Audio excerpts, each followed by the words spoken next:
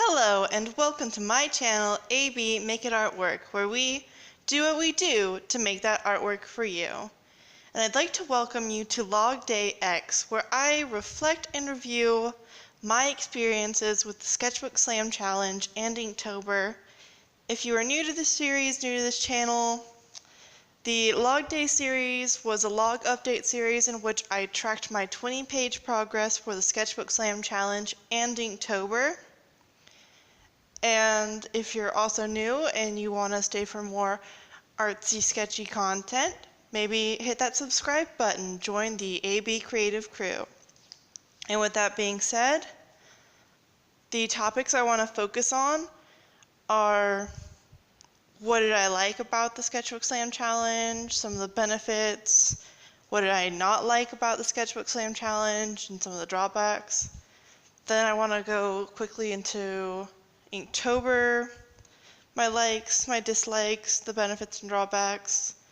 And then I want to give some tips and tricks for any future prospective challengers for the Sketchbook Slam Challenge and my future plans for the my future plans for the channel.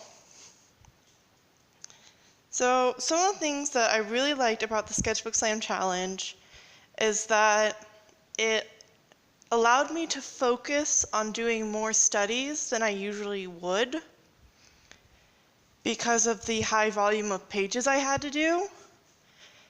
It really did make me have to sit there, decide what I want to do, and work on widening my portfolio of things that I can work with, such as doing animal studies, doing more clothing studies, trying to work on some environments, as well as working with subjects in an environment.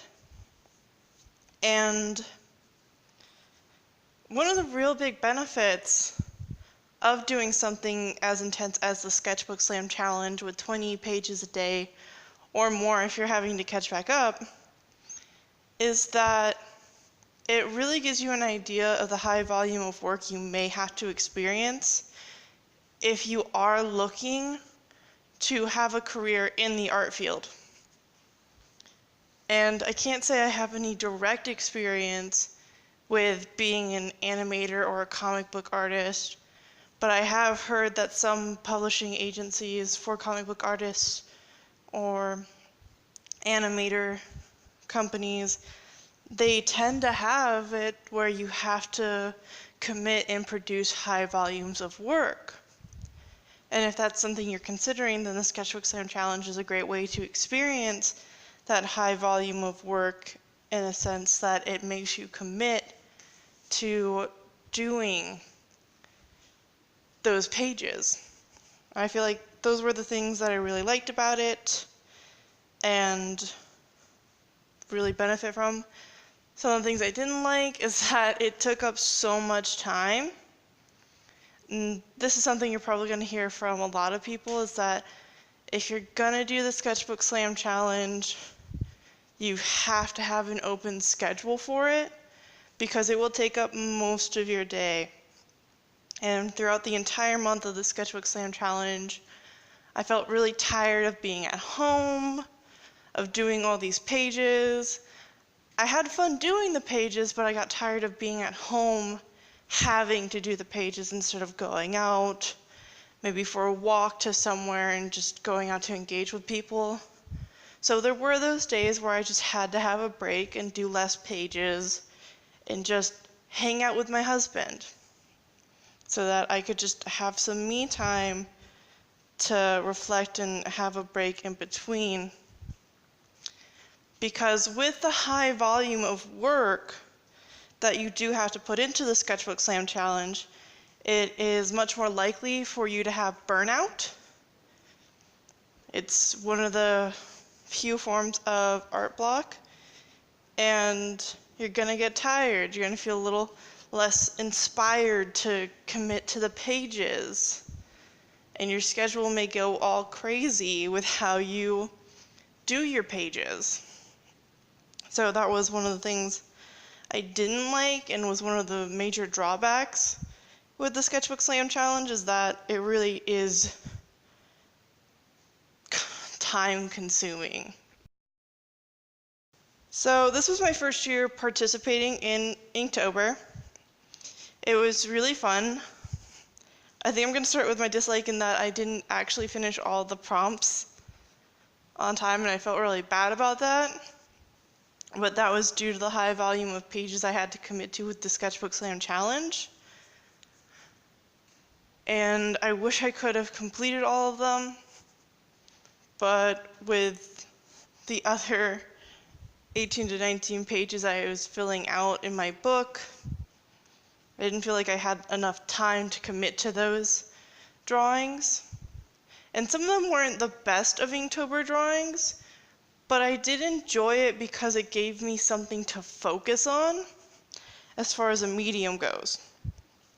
So some of the things I liked about it is that it helped me to focus on a medium, which helped me to focus on values in order to create a sense of focus and direction.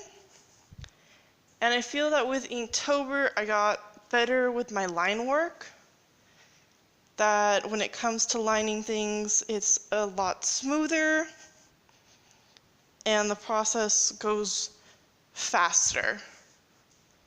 So those were some of the things I really enjoyed about Inktober.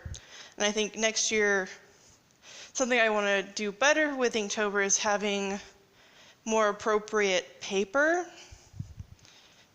because this sketchbook that I was using wasn't really meant to take in a lot of water, to take in layers of ink and ink washes, because it would cause warping in the page. It was just not meant to be so saturated. So I want to now go into tips and tricks for people who are going to take on the challenge of the Sketchbook Slam Challenge, the endeavor that is the Sketchbook Slam Challenge. And my first suggestion is to test your materials.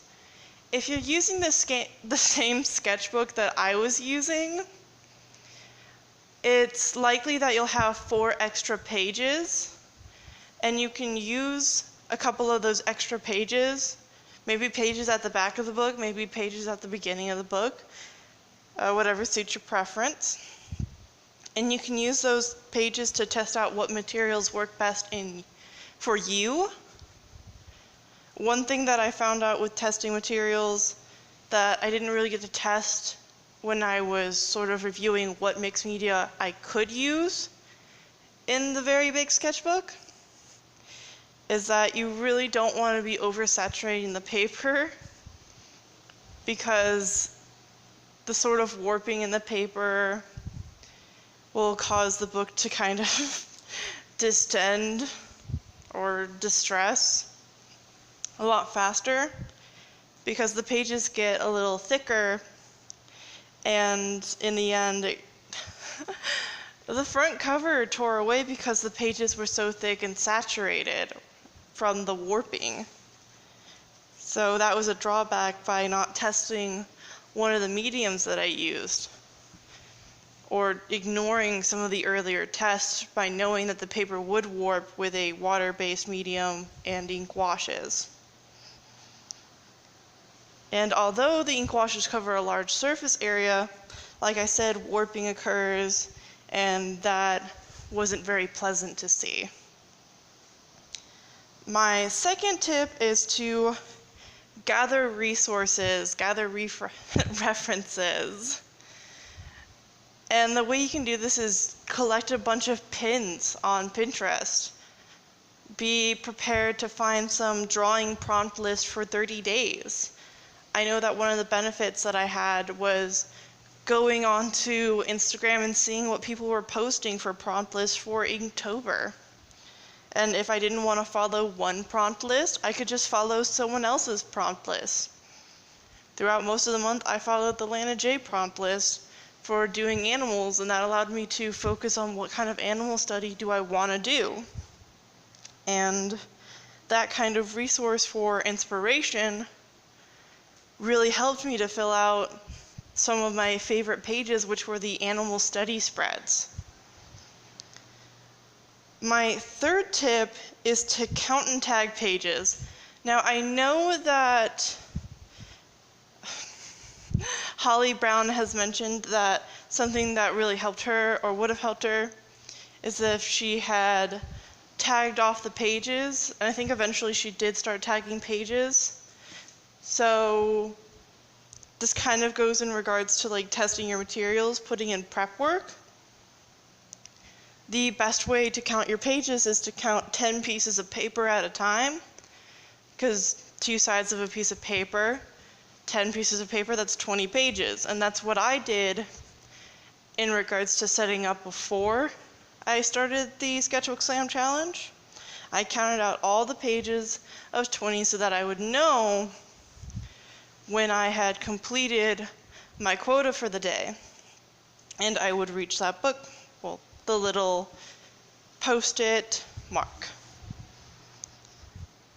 Fourth tip that I would have for you, which is sort of combined with number 5 as well, is to be patient and stay consistent. This is an intense challenge. It's going to take a lot of time, so you got to be patient with yourself, because you're going to want to rush through pages, and sometimes you're going to have to. But understand, not everything has to look pristine and beautiful, because it's a sketchbook and it's a challenge, and you're gonna have those not so happy pages. So just be patient with yourself and keep it consistent with what times you decide to draw.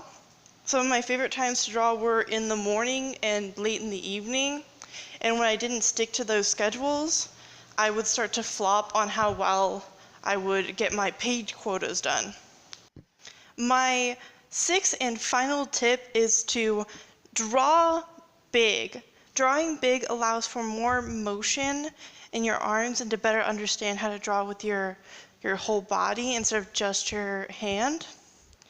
And it allows you to fill up a page better. It's more aesthetically pleasing with these big pages to draw big, because drawing small, one, allows for too much negative space around your pieces, and 2, kind of causes you to want to draw more small drawings in order to fill up a page, which can be more time consuming. And I just find that drawing big is not only beneficial in the movement of drawing, it's more aesthetically pleasing for your sketchbook and allows for faster progress. And that's about all I can suggest without going too far over the limit in this video.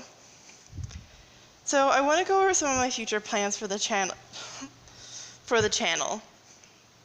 And I am planning on participating in Huevember.